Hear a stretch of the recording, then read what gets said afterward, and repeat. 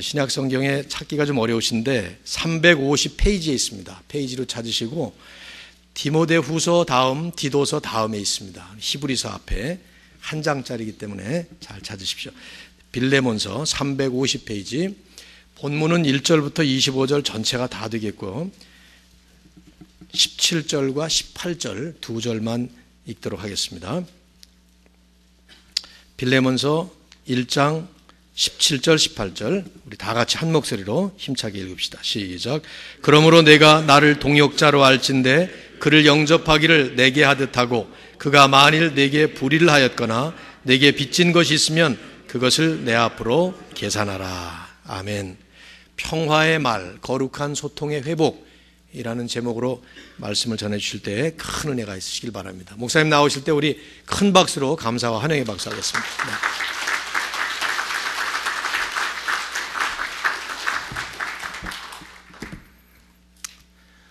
감사합니다. 존경하는 목사님 교회에 와서 이 강단에 쓰게 된 것도 감사한데 또 목사님께서 저희 그 부평 동부교회에 같이 계셨다는 거 알게 되면서 저는 어린아이로서 기억은 없지만 눈물이 날 정도로 감사합니다. 아마 제가 이제 오늘 말씀을 마치고 저희 어머님께 연락드려서 아버님께 말씀을 드리면 아마 우실 것 같아요.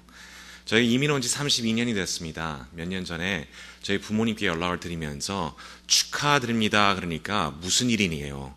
그 결혼 기념일이냐고 물어보시더라고요. 근데 그날이 우리 30년째 되는 날이었는데요. 1982년도 6월 8일이었습니다.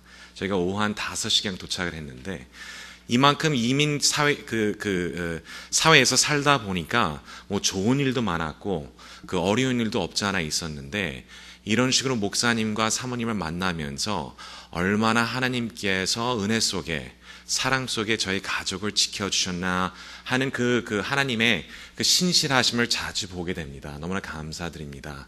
이럴 때 여기에 성도님 앞에서 제가 믿음의 후배가 될 수는 있겠지만 말씀을 선포하고 전할 때 서로 은혜 받는 시간이 되기를 원합니다. 오늘 이 말씀은 이 빌레몬에 나오는 그 말씀인데요. 말씀 듣기 전에 먼저 기도로서 시작하겠습니다. 하나님 감사드리고 또 감사드립니다. 이 예배와 말씀을 통하여 홀로 영광 받으시옵소서. 바라옵기는 저의 눈을 열어주시사 하나님이 함께 하심을 우러러 바라볼 수 있도록 도와주시옵고 귀를 열어주시사 하나님의 음성을 직접 들으며 마음의 문을 열어주시사 이해하는 것뿐만 아니라 우리 마음속 깊이 새기고 삶에 실천할 수 있도록 도와주시옵소서. 모든 것을 감사드리오며 예수님의 이름으로 기도드립니다. 사도 바울이 빌레몬서와 골로새서를 같이 쓰셨습니다. 그래서 그 골로새 교회에 이 두 편지를 같이 보내게 되어 있습니다. 이 보내는데 이 골로새서에는 신학 용어나 여러 가지 하나님 신학에 대한 풀이하는 내용이 나옵니다. 그러나 빌레몬서는 이런 신학 용어나 아니면 어려운 신학 단어들이 안 나옵니다.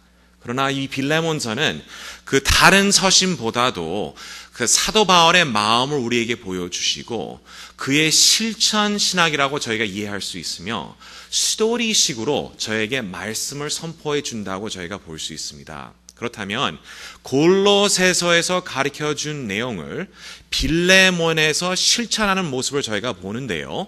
특별히 그 내용 중에 하나님께 영광을 돌리는 말씀에 대한 내용을 나누기를 원합니다.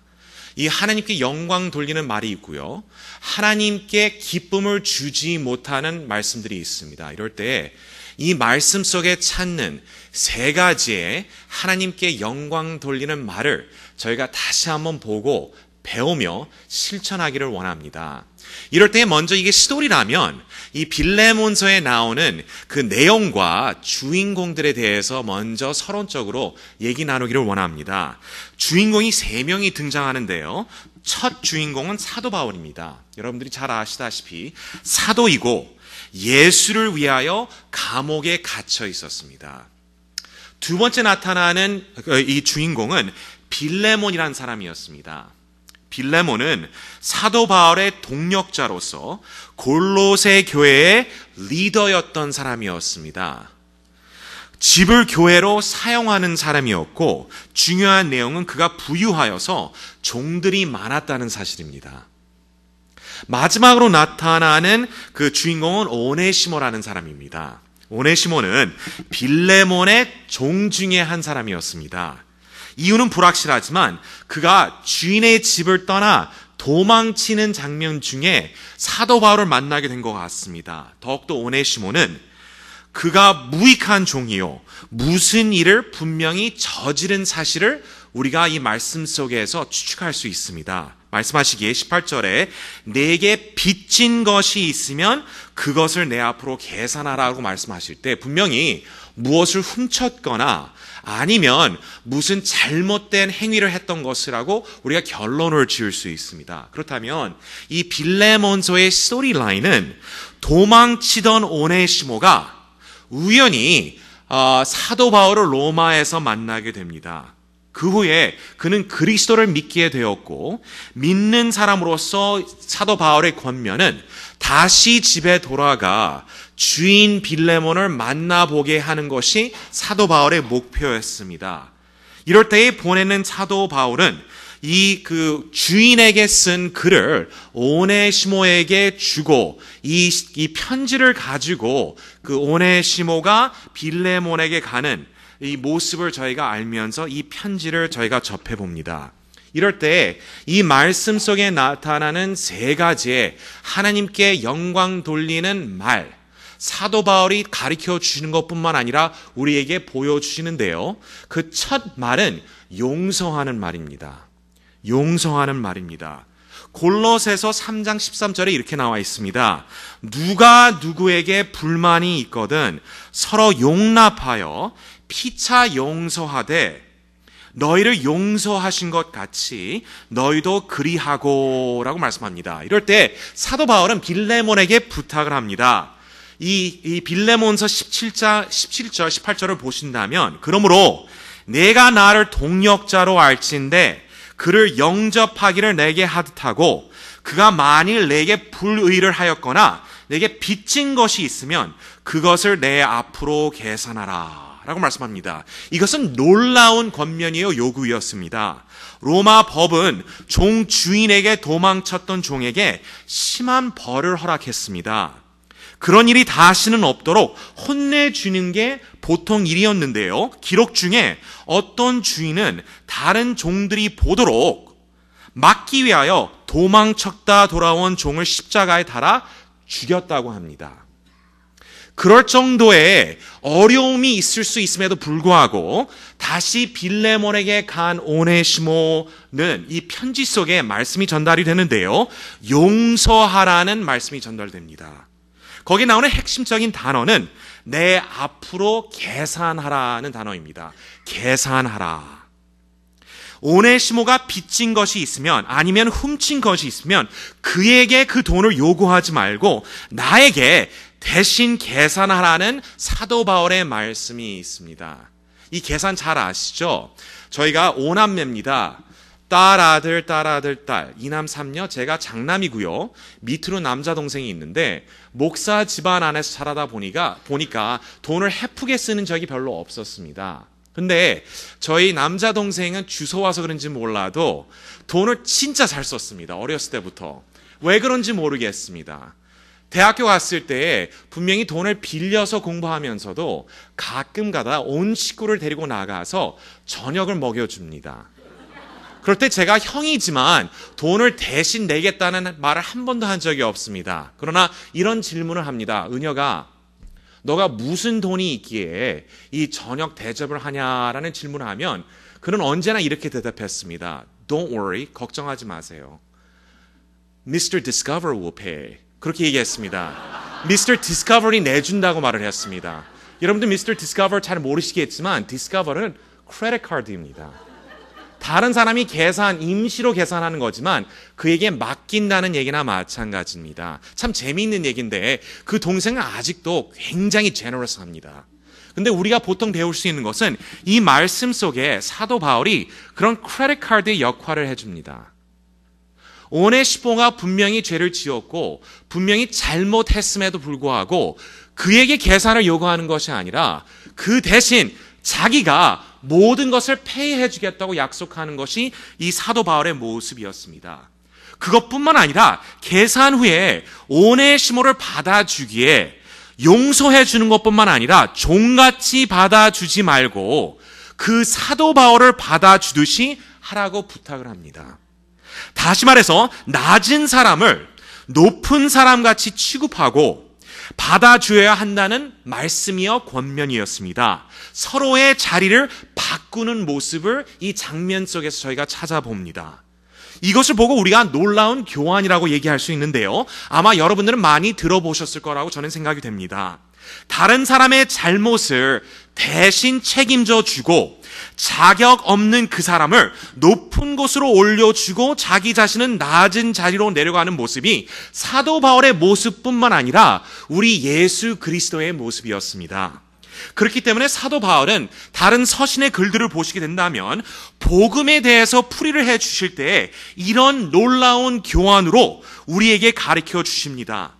죄 없는 예수님께서 우리의 죄를 책임지시고 우리 대신에 계산을 해 주시고 자격이 없는 우리를 높여주셨습니다. 십자가에 달려서 피를 흘리심으로써 우리의 죄가를 대하시고 하나님의 아들이신 예수님께서 우리를 높여주시사 하늘의 아들과 딸이라 불릴 수 있는 특권을 주셨습니다. 이렇기 때문에 고린도 후서의 5장 21절의 말씀은 하나님이 죄를 알지도 못하신 이를 우리를 대신하여, 그래서 대속자라고 저희가 부르죠. 죄로 삼으신 것은 우리로 하여금 그 안에서 하나님의 의가 되게 하려 하심이라 라고 말씀합니다. 더욱더 고린도후서 8장 9절은 우리 주 예수 그리스도의 은혜를 너희가 알거니와 부요하신 이로써 너희를 위하여 가난하게 되심은 그의 가난함으로 말미암아 너희를 부요하게 하려 하심이라 라고 풀이를 해 주십니다. 이게 복음의 스토리입니다. 이것이 우리에게 가르쳐주는 사도 바울의 말씀이요, 우리에게 보여주는 용서의 스토리요 모습이라고 저희가 인정할 수밖에 없습니다. 죄인 중에 죄인이요 교회를 핍박하였던 사도 바울은 이런 복음을 선포하고 가르칠 수 있었던 이유는 본인이 직접 체험했기 때문입니다. 그렇다면 이 용서하라고 가르쳐주는 우리 사도 바울, 용서하기를 권면하였던 사도 바울, 하나님께 영광 돌리는 말들 중에 용서하라는 말을 사용하도록 빌레몬에게 가르쳐줬던 사도 바울은 사람이 좋았기 때문에 용서하라는 얘기가 아닙니다. 우리가 그때의 마음이 좋아서 하는 얘기가 아닙니다. 죄 지은 사람이 사랑스러워져서 용서하라는 것은 아닙니다. 우리가 용서할 수 있는 이유는, 그리고 용서하는 마음이 생기는 것은 우리가 좋아서 생기는 것이 아니라 예수님 때문에 우리가 용서할 수 있다는 걸 가르쳐 주십니다. 예수님께서 우리가 죄인임에도 불구하고 대신 죄를 지어 주시고 우리를 용서해 주셨을 때 아무리 어려운 일을 겪었다 하더라도 다른 사람이 우리에 향한 죄는 하나님께서 우리를 용서해 주신 죄만큼 크지 않다는 것을 성경은 분명히 가르쳐 주십니다. 그렇기 때문에 분명히 우리는 기도로 고백하기에 죄 지은 자를 사하여 준 것 같이 우리의 죄를 사하여 주옵시고 라고 기도합니다.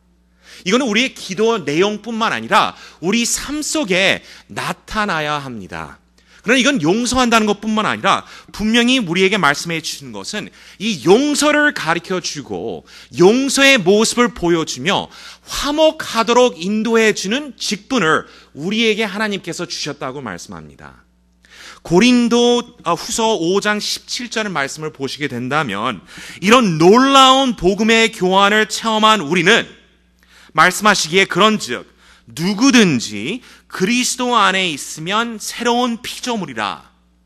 이전 것은 지나갔으니 보라 새 것이 되었도다. 모든 것이 하나님께로서 났으며 그가 그리스도로 말미암아 우리를 자기와 화목하게 하시고 또 우리에게 화목하게 하는 직분을 주셨으니 라고 말씀합니다.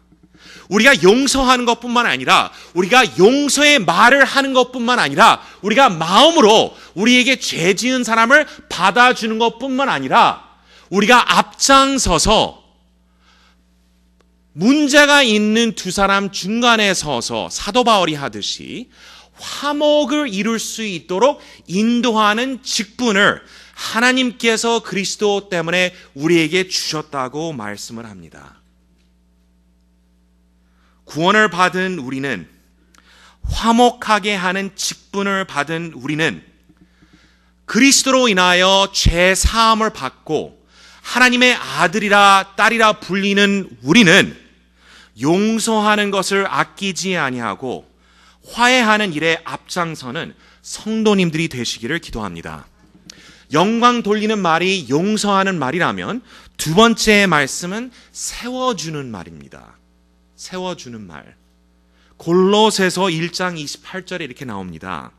우리가 그리스도를 전파하여 각 사람을 권하고 모든 지혜로 각 사람을 가르침은 각 사람을 그리스도 안에서 완전한 자로 세우려 함이니 라고 말씀합니다.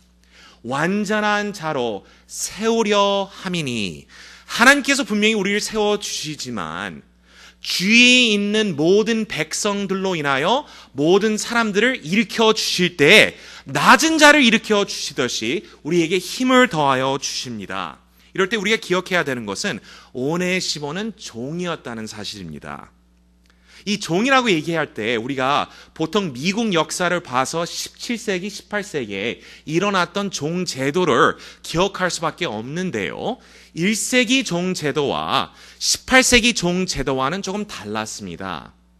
1세기 종 제도는 피부 색깔 때문이 아니었습니다. 그리고 종들도 교육을 많이 받을 수 있었고 또 돈을 벌어 자유인이 될 수도 있었습니다.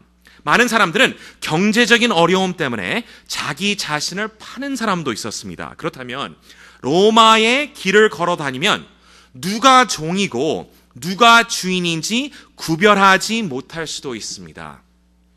이렇다고 해서 종이 된다는 것이 쉽다는 말은 아닙니다. 다른 사람의 물건으로서 종의 삶은 어려운 삶이었습니다. 그러나 1세기 교회를 우리가 살펴본다면 그 안에 종들과 노예들이 엄청나게 몰려 들어와 있었습니다. 우리는 상상이 안 될지 모르겠습니다. 그러나 우리가 가보지 못한, 그리고 사실은 사도 바울도 가보지 못한 로마 교회에 쓴 이 로마서를 보시게 된다면 그 16장에 나오는 말씀을 우리가 다시 한번 기억할 수 있습니다. 보통 많은 분들이 성경을 자주 읽으시겠지만 16장에 가게 된다면 스킵하십니다. 그 이유는 거기에 이름들이 많이 나옵니다. 이름이 26명의 이름이 나옵니다. 우리가 모르는 사람이다 보니까 저희가 그냥 지나가는 경우가 많은데 그 이름들을 저희가 생각해 보면 그 중에 분명히 우리가 확실히 알 수 있는 것은 4명이 자유인의 이름이었습니다. 그러나 10명의 이름은 노예 아니면 종들의 이름이었습니다. 그리고 마지막 12명은 불확실합니다. 그들의 이름이 노예, 종의 이름인지 아니면 자유인의 이름인지 우리가 알 수가 없습니다. 그렇다면 이 사도 바울이 로마 교회에 있는 교인들에 대해서 인사를 하는 모습이 로마서 16장이거든요.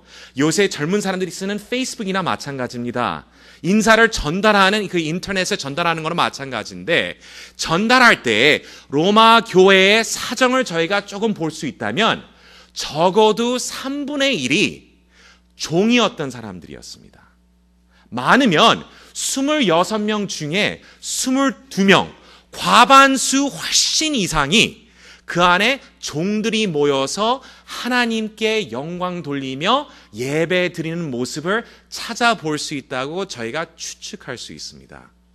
한번 생각해 보세요. 여기에 종들이 모여서 우리와 함께 같이 모여서 예배를 드린다면 아마 우리 이 시대에 상상할 수 있는 것은 주위에 있는 노숙자들이 다 모여서 이 교회의 과반수가 우리 옆에 모여서 예배를 같이 드린다면 그 모습이 어떨까 우리가 상상할 수 있습니다. 이럴 때 오네시모를 향한 사도 바울의 마음과 우리가 말을 배워야 된다고 결론 지을 수 있습니다. 사도 바울은 빌레몬에게 권면하기에 이 종이었던 오네시모를 종으로 받아들이지 말라고 권면합니다. 먼저 예로 보여주시는데요. 사도 바울은 하나님의 아들이 된 오네시모를 인간적인 눈으로 보지 아니하고 하나님의 눈으로 바라봤을 때 그는 갇힌 중에서 낳은 아들이라고 고백합니다. 그게 10절의 말씀입니다. 하나님의 아들 된 것뿐만 아니라 오네시모는 사람들이 보기에 종같이 보일지 몰라도 사도 바울에게는 하나님의 아들인 사도 바울은 오네시모를 봤을 때 또 하나의 하나님의 아들을 보는 것이나 마찬가지라고 결론을 지어줍니다. 그렇기에 빌레몬에게 가르쳐 주시는 사도 바울은 이렇게 권면합니다. 16절의 말씀으로서 이후로는 종과 같이 대하지 아니하고 종 이상으로 곧 사랑받는 형제로 대하라라고 말씀합니다. 한때 종이었던 빌레몬을 형제로 받아주기를 권면하고 보통 형제가 아니라 사랑하는 형제로 받아주기를 가르쳐 주십니다. 그것뿐만이 아닙니다. 사도 바울이 보는 오네시모는 겉모습은 종일지 몰라도 그는 사랑받는 자요. 말씀하시기에 12절에 내게 그를 돌려보내니 그는 내 신복이라 나의 심장이라 He is my very heart 라고 얘기합니다. 사랑받는 사람이요 택함받은 사람이요 나의 형제요 나의 아들이요 하나님의 구원받은 아들이라고 고백하는 사도 바울의 모습을 볼 때 그것은 사도 바울만 가지고 있는 개념이 아니라 빌레몬에게 가르쳐주는 사도 바울의 권면 말씀을 이 말씀을 통해서 보게 됩니다. 근데 이것은 우리가 좋아서 다른 사람들을 인정해 준다는 얘기가 아닙니다. 우리가 사람이 좋아서 다른 사람들을 높여준다는 얘기가 아닙니다. 우리가 마음이 착해서 다른 사람들을 세워주고 인정해 주는 것이 아닙니다. 이것도 예수님 때문입니다. 예수님 때문인 것은 우리들은 사람을 보기에 겉모습을 보지 않습니다. 인간적인 세상적인 생각으로서는 겉모습을 볼 수밖에 없습니다.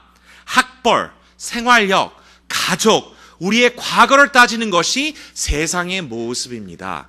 그리고 그 겉모습을 보고 그 사람은 어떤 사람이라고 결론을 지어줍니다. 그것이 보통 우리의 모습인데요.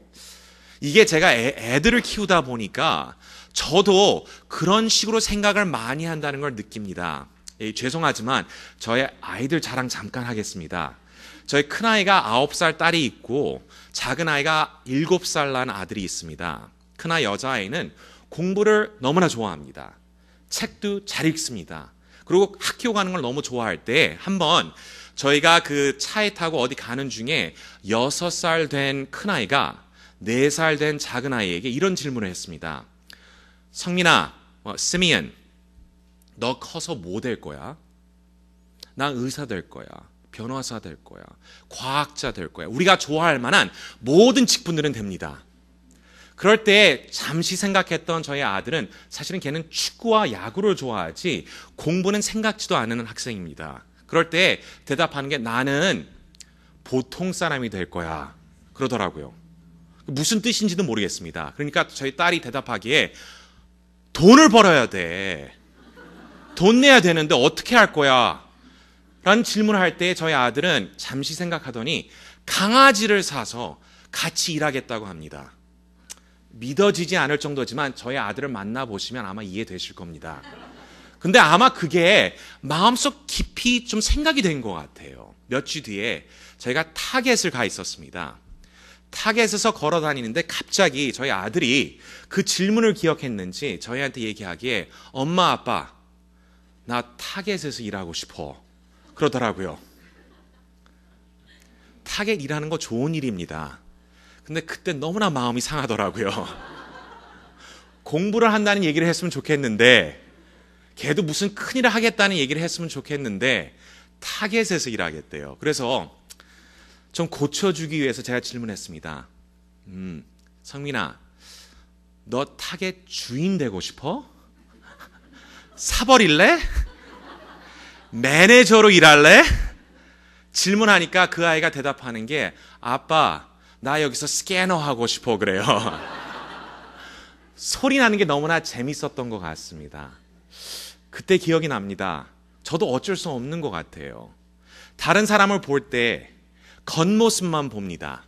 그리고 저희 아들을 생각할 때 다른 사람들이 뭐라 그럴까 봐, 다른 사람을 할 때 내세울 수 있는 직분과 모습을 보이는 것을 제 마음속 깊이 원하는 것을 제가 찾아봅니다. 그러나 하나님께서는 우리의 겉모습을 보시지 않으십니다. 인간은 우리의 겉모습만 따질지 몰라도 하나님께서는 우리의 마음을 보십니다. 영적 마음의 자세를 보시고 우리가 하나님의 아들이요 그리스도의 피로 구원을 받은 자요 하나님 나라에 함께하는 자, 그 모습, 마음, 자세, 영적의 모습을 보시지 세상같이 우리의 겉모습을 보고 결론을 짓지를 않으십니다.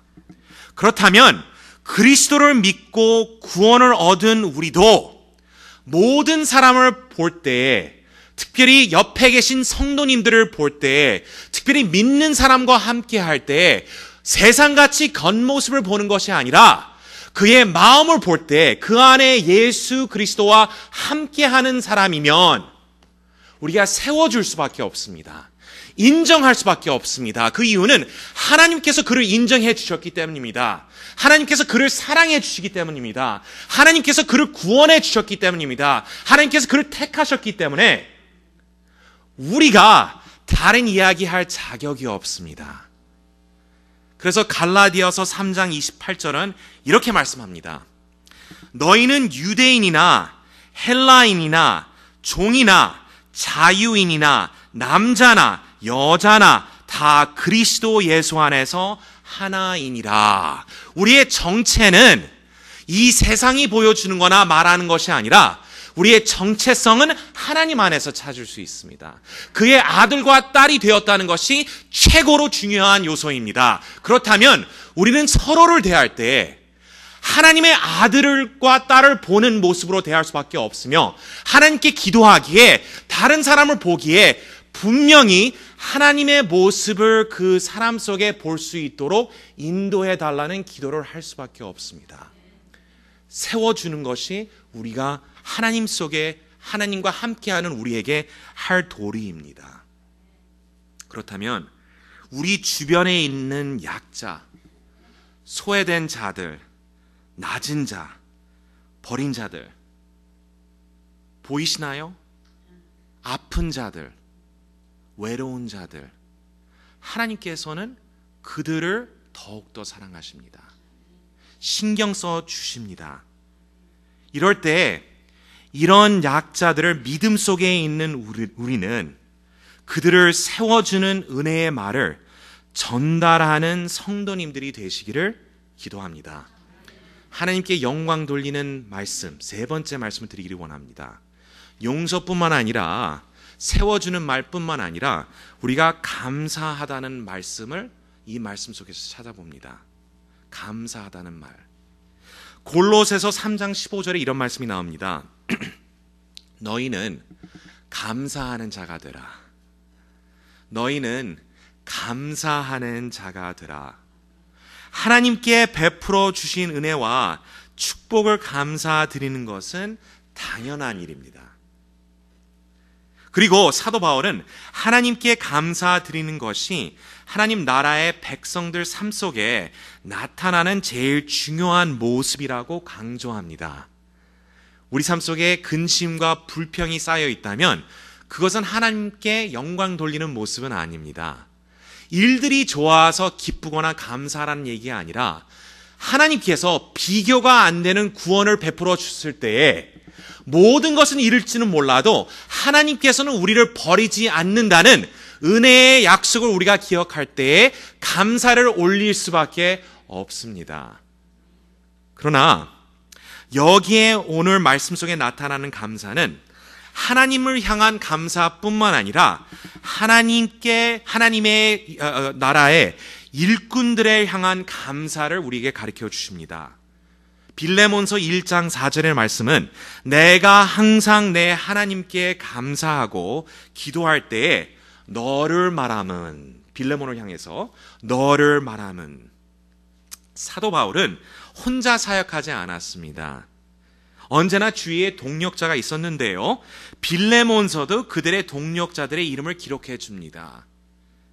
디모데는 물론이고 23절, 24절을 보시게 된다면 에바브라, 마가, 아리스타고, 데마, 누가들이 등장합니다.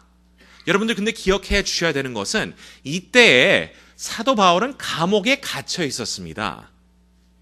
감옥에 갇혀 있음에도 불구하고 이 동력자들은 도망치는 것이 아니라, 흩어지는 것이 아니라 사도 바울 곁에 있었습니다. 그만큼 이 사랑하고 서로 돕는 동역자였는데 이 동력 사역한다는 것이 언제나 기쁜 일은 아니었습니다. 사도행전에 여러분들은 잘 아시겠지만 바나바와 마가 때문에 헤어진 일도 저희가 기억합니다. 그리고 24절에 나오는 데마도 우리가 풀이를 해보게 된다면 성경에 3번 데마의 이름이 등장합니다.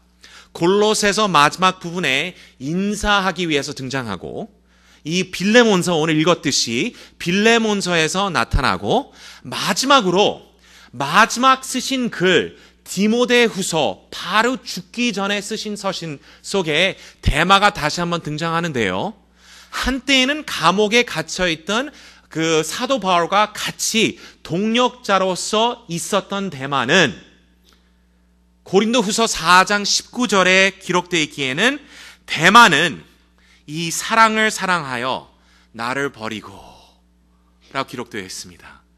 데마는 이 세상을 사랑하여 나를 버리고, 아픈 마음으로 쓴 글인데요, 분명히 이 데마는 다른 기록이 없기에 영원토록 사도 바울을 버리고 그리스도를 버린 그 내용만이 기억이 되는 것을 저희가 이 말씀 속에 찾아볼 수 있습니다.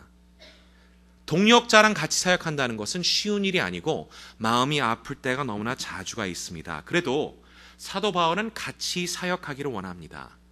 왜냐하면 모든 그리스도의 백성들은 하나님께서 교회를 위하여 주신 은사가 있기 때문입니다. 찬양하는 것뿐만 아닙니다. 가르치는 것뿐만 아닙니다. 뒤에서 카메라와 음성 조정하는 것뿐만 아닙니다. 차량 준비하는 것뿐만 아닙니다. 음식을 준비해 주시는 분, 여기에 앉아 계시면서 의자를 정리해 주시는 분, 청소를 해 주시는 분, 모든 분들이 하나님께서 직접 은사를 베풀어 주시며 큰 곳 작은 곳에서 섬길 수 있는 은사를 베풀어 주시고 그 성령으로 인하여 은사를 이 교회 안에서 사용하는 분들이라고 우리는 믿습니다. 이럴 때 우리가 이 말씀 속에 나타나는 주인공 중에 하나님께서 주신 은사가 어떤 것인가라는 질문을 할 수 있습니다. 사실은 오네시모의 특별한 은사는 무엇인지 우리가 모르겠습니다. 다만 한때 무익하였던 오네시모는 예수 그리스도를 믿음으로써 변화하여 유익하다고 사도 바울은 말씀합니다. 이게 참 재밌는 얘기인데요, 이 오네시모라는 이름 단어 자체가 유익이라는 의미를 가지고 있습니다. 그러니까 오네시모는 한때에 이름값도 못했다는 얘기입니다. 그러나 예수님을 믿고 변화되어서 하나님 나라 안에서 유익한, 그 이름 따라 유익한 사람이 된 오네시모를 우리가 기억할 때에 이건 전설이지만 나중에 지역 감독이 되었다고 기독 역사에 적혀 있습니다. 같은 사람인지는 잘 모르겠습니다. 그러나 저는 그렇다고 믿고 싶습니다.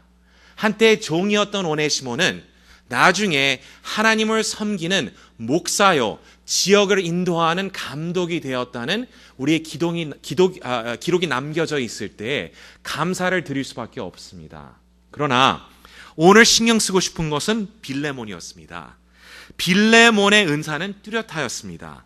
7절은 이런 말씀이 나옵니다. 형제여, 성도들의 마음이 너로 말미암아 평안함을 얻었으니 내가 너의 사랑으로 많은 기쁨과 위로를 받았노니 라고 기록하십니다. 20절에 또 말씀이 나옵니다. 오 형제여, 나로 주 안에서 너로 말미암아 기쁨을 얻게 하고 내 마음이 그리스도 안에서 평안하게 하라. 이 평안함이 빌레몬의 특별한 은사였습니다. 다른 사람에게 평안함과 쉼을 베푸는 모습이었습니다. 여러분들 여기에 계신 분들은 아니라고 저는 믿습니다. 사역을 하다 보니까 가끔 어떤 분들을 만나면 잠시 만났음에도 불구하고 그 후에는 지쳐서 제가 하루 종일 자야 됩니다. 그런 일이 있으셨는지 모르겠습니다. 그리고 그 반대의 사람들도 있습니다. 잠시에 만난 사람이지만 그의 인상으로, 그의 미소로, 그의 격려의 말씀으로서 모든 상황이 달라지는 것을 저희가 볼 때가 있습니다. 힘이 나서 100명이라도 더 만날 수 있습니다. 이럴 때 빌레몬의 은사가 이런 은사였던 것 같습니다. 다른 사람에게 평안함을 주고 쉴 수 있도록 인도해 주는 사람이 빌레몬이었습니다. 이 단어 평안함이 영어로 번역되기에 refresh 아니면 rest란 단어로 번역되어 있습니다. 그 말씀을 드리는 이유는 그 단어가 마태복음 11장 28절에 나오는 예수 그리스도의 초청과 같기 때문입니다. 수고하고 무거운 짐진 자들아 다 내게로 오라. 내가 너희를 쉬게 하리라 라고 말씀합니다. 이 쉬게 하리라라는 단어가 원어로서 평안함을 주는 단어와 같은 단어입니다. 이럴 때 분명히 성경을 읽으시다 보면 이 안식에 대한 신학이 곳곳에서 찾아볼 수 있습니다. 창세기를 보시게 된다면 창조하신 후 하나님께서는 쉬셨고 십계명을 주셨을 때 안식일을 지키며 하나님의 나라를 기억하며 사모하게 가르쳐 주셨고 영원한 안식을 선포한 사람들이 구약에 나오는 선지자들이었고 신약에서는 영원한 안식을 예수 그리스도께서 우리에게 베풀어 주셨다고 히브리서 4장은 가르쳐 주십니다. 그러기에 그리스도 안에서 평안, 피곤을 푼다는 뜻이 아니라 우리가 잠시 쉰다는 것이 아니라 영적 안식과 쉼을 베풀어 준다는 의미를 가지고 있습니다. 이것이 빌레몬의 특별한 은사였습니다. 이럴 때에 사도 바울은 이런 은사를 발휘하며 교회를 섬기는 자들이 있다면 그는 이런 식으로 안식을 주는 자였지만 온 백성들이 모여서 그의 은사를 사용할 때에 하나님께서는 이런 말씀을 하십니다. 고전 16장 17절에 나오는 말씀인데요. 그런 은사를 발휘하여 하나님 나라를 섬기고 교회를 섬기는 사람들에게 빌레몬 같은 사람들에게 감사의 말씀을 전하라고 가르쳐 줍니다. 이 16장에 내가 스테바나와 브드나도와 아가이고가 온 것을 기뻐하노니 그들이 너희의 부족한 것을 채웠음이라. 그들이 나와 너희 마음을 시원하게 하였으니 그러므로 너희는 이런 사람들을 인정해 주라, 알아주라, 감사해라 라고 말씀해 주십니다. 하나님께서 베풀어 주신 사람들을 인정하고 격려하며 감사하는 모습이 우리의 모습이 되어야 합니다. 우린 너무나 감사가 부족합니다. 저의 죄 속의 모습입니다. 죄송하지만 제 얘기 잠시 하겠습니다. 결혼하고 나서 저희 와이프가 너무나 좋은 사람인데 잘못 결혼했다고 잠시 생각했던 것 같습니다. 그 이유는 저희 와이프가 2세인데요. 남편이 어렸을 때 미국 왔다 보니까 미국 사람 같지 않을까 생각했던 것 같아요. 근데 결혼하고 나니까 사람이 완전히 변하더래요. 어떤 식으로 변하냐면 음식을 먹을 때 하루에 한 끼는 꼭 밥과 국이 있어야 된다고 제가 얘기할 때 그게 너무 싫었던 것 같아요. 그리고 또 특별히 제 몸매를 보시면 아시겠지만 저희 어머님이 음식을 참 잘하셨습니다. 그때 그 목회 사역을 하시면서 사모님으로 음식을 많이 하셨는데 별명이 주물럭이었습니다. 그 이유는 주일 후에 갑자기 사람들이 몰려온다 하더라도 부엌에 잠시 들어가셔서는 주물럭 하면 맛있는 음식들이 나오더래요. 근데 제일 맛있는 국이 육개장이었습니다. 근데 저는 육개장을 만들어 본 적이 없다 보니까 그게 얼마나 어려운 건지 잘 모르겠습니다. 근데 와이프가 결혼한 후 6개월 뒤에 처음으로 육개장을 만들려고 노력을 하고 준비를 했는데 제가 먹는 도중에 질문을 하더군요. 맛이 어때요? 입을 다물고 있었으면 50점. 맛있다고 감사하다는 표현을 했으면 100점을 받았을 텐데 거짓 증인을 안 하고 하나님의 말을 한다는 뜻을 가지고 제가 정직하게 얘기했습니다. 이건 너무 맛이 없는데 3년 동안 육개장을 만들어주지 않았습니다. 이게 저희의 모습입니다. 근데 참 재밌는 게 제가 기억을 잘 못했던 것 같아요. 결혼할 때 저희 어머님께서 저희 와이프한테 권면해 주셨던 게 딱 한 가지였습니다. 남편이 목사이고 설교자인데 주일날이나 월요일날 그 설교를 비판하지 말아라. 우리 어머님은 목사의 따님이요, 목사의 와이프요, 또 목사의 어머님이십니다. 그러니까 그게 지혜로운 말씀인 것으로 제가 생각이 되는데요. 주일날은 벌써 남편이 설교를 잘못했으면 본인이 잘 알고 있기 때문에 월요일이나 주일날 얘기하면 더욱더 큰 상처가 될 수 있기 때문에 수요일 정도까지 기다리면 아마 잊어버렸을 것이다 라는 말씀을 해주신 게 제가 기억이 나고 저에게는 한 가지 권면을 해주셨는데 무슨 음식을 해주던 감사합니다 라고 받아 먹으라는 권면해 주신 것을 제가 기억합니다. 제가 잊어버렸던 것 같아요. 근데 그 모습이 감사가 부족했기 때문에 제 모습이 그때 나타나는 것 같습니다. 하나님을 향한 감사도 부족한데 대래 이 원망과 불평이 우리 입으로서 저절로 나오는데 하나님께 감사를 못한다면 다른 사람한테 감사 표현하는 것은 쉽지 않다는 것은 제가 먼저 인정하고 고백합니다. 그러나 사도 바울은 빌레몬과 오네시모 상황을 보여주시면서 우리에게 가르쳐 주실 때 하나님과 그의 백성들에게 영광 돌리는 말 중에 하나는 감사하는 말이라고 가르쳐 주십니다. 그들은 인정받기 위해 섬기는 사람들이 아닙니다. 사람들이 알아봐 주기 때문에 찬양을 하든지 아니면 차를 정리하든지 뒤에서 음식을 준비하든지 청소를 하든지 아이들을 보는 것이 아닙니다. 분명히 저희가 잘 압니다. 그러나 그들이 마음을 다하여 큰 것 작은 일에 충실하여 그리스도를 섬길 때에 교회와 성도들은 그 섬김에 감사하는 마음 자세가 있는 것뿐만 아니라 감사하는 말씀이 저절로 표현이 되고 감사의 모습이 우리의 모습이 되어야 합니다. 이럴 때 서로의 은사를 인정하고 그 섬김을 아무리 작은 일이라도 감사하는 성도님들이 되시기를 축원합니다. 그런데 이게 우리의 힘으로 할 수는 없습니다. 아무리 노력해도 안 됩니다.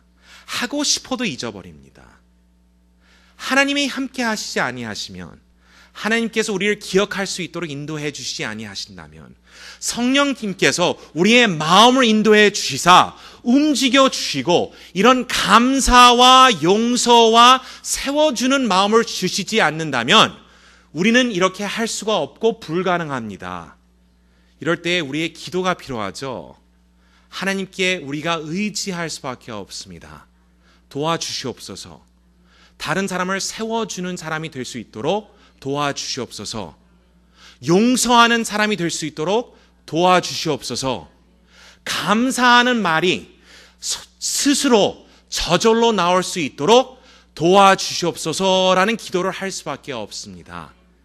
이 기도로 하나님께 의지할 때에 하나님 나라의 사람으로서 그 크신 하나님 사랑의 그 체험을 받은 우리로서 아들과 딸이란 특권을 받은 우리들은 그리스도와 연합되어 천국의 시민권으로서 그 천국인이 된 우리들은 서로를 용서하고 세워주고 감사하는 임마누엘 교회 성도님들이 되시기를 축원합니다. 기도하겠습니다.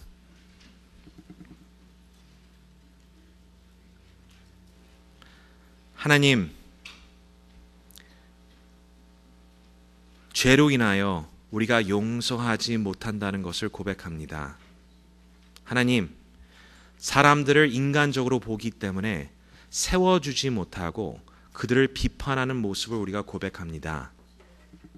하나님, 마음속 깊이 우리 자신이 중심을 잡고 있고 우리의 자신의 원하는 것만 생각하기 때문에 하나님께 감사드리는 것을 못하고 주위에 하나님을 신실하게 섬기는 종들에게 감사하다는 표현을 못하는 우리의 모습을 고백합니다. 하나님, 용서하여 주시옵고 우리를 붙잡아 주시며 직접 성령님을 통하여 인도하여 주시사 우리의 입술로 용서하고 주위의 사람들을 세워주고 감사하는 성도님들이 될 수 있도록 인도하여 주시옵소서. 임마누엘 교회가 이 지역의 대표적인 교회가 될 수 있도록 하여 주시오며 이 안에 하나님의 감사가 넘치며 화해와 화목이 언제나 체험하며 이 속에서 하나님께서 직접 세워주시는 일꾼들이 나타날 수 있도록 인도하여 주시옵소서. 모든 것을 감사드리오며 예수님의 이름으로 기도드립니다. 아멘.